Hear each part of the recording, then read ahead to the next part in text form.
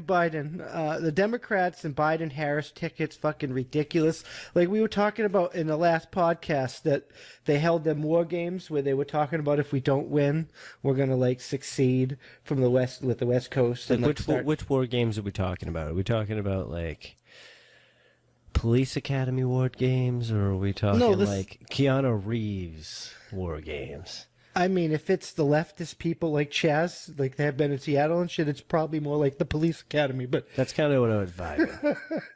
But anyway, they were talking about like if Trump wins, I'm not gonna like step down and shit. And then like they asked Trump like what he would do. The reporters did like if he lost, and he was like, it would suck, but I'd step down. I mean, I'm paraphrasing. He didn't say those words, but he basically said like, I lost, I stepped down.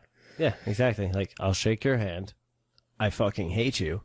Good day. And then you turn away. But anyway, the Democrats were trying, and the leftist media was trying to like fucking paint it like Trump was gonna like refuse the office. They even mentioned like the army. Yeah, but isn't that what Hillary did? She wouldn't even shake his hand or something. But they mentioned that they were gonna have the army like might have to remove him from office and shit like that.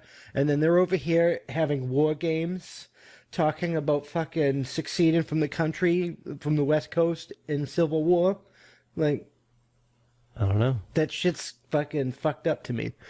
But the really fucked up shit is they've been trying to do this mail-in voting shit.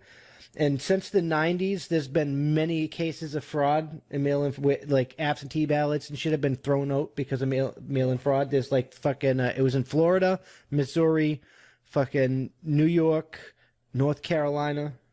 And there was recently this year in New Jersey, there was mail-in voter fraud. See, but that's the point. Like, how can we trust? Now, you're telling me, at least as I'm gathering it based off of this here, is all of a sudden the post office, at least one of the CEOs or somebody, right, like executive, decides to endorse the president. Oh no, it's the CEO of. It's the board of directors of the Postal Workers Union. The American Postal Workers Union or something. Yeah, the American Postal Workers Union. And they're endorsing Trump, and they're telling nobody like that, all the other postal workers that are in the union and shit, not to share any of this information or carry any of this information when they're on work because it violates the motherfucking Hatch Act. Like when the Army violated the motherfucking Hatch Act from that other fucking podcast we did a few weeks ago. And this shit's really starting to piss me off because now they want mail-in voting and they want the United States Post Office to handle all the motherfucking votes. But if the United States Post Office, the people that keep them employed in the Postal Worker Union, is talking about fucking, we can't not have anything other than fucking Biden, or we're not going to be around yet, they can't objectively be trusted to handle the motherfucking election, and they can't, like, it's bullshit. They can't do it. If they handle the election, it's a conflict of interest, and it might be time to feed the tree of liberty. Well, of course, at this point, like, purge, motherfucker, purge. But the point of the matter is this is what? Against the Hatch Act, right? Yes. As I gather this, like... Well, I mean, no, they're allowed to have their political opinions. They just can't share it at work. Exactly. They can't do it in their position. They can do it separately. But so shouldn't they be asked to stand down at this point? Well, I mean, that just makes sense, like they should be replaced because if they've breached... No, the postal worker hasn't, the office hasn't breached their, they can't be trusted to handle the election.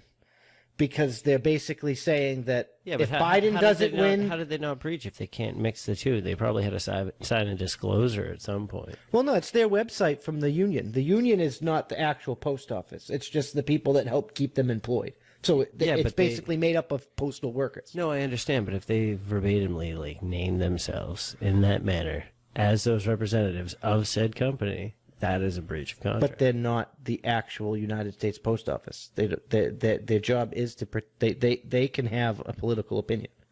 No, of they course. Just can't they can't display it while on the job. Yeah. And they're telling people that they can't do that because it's that.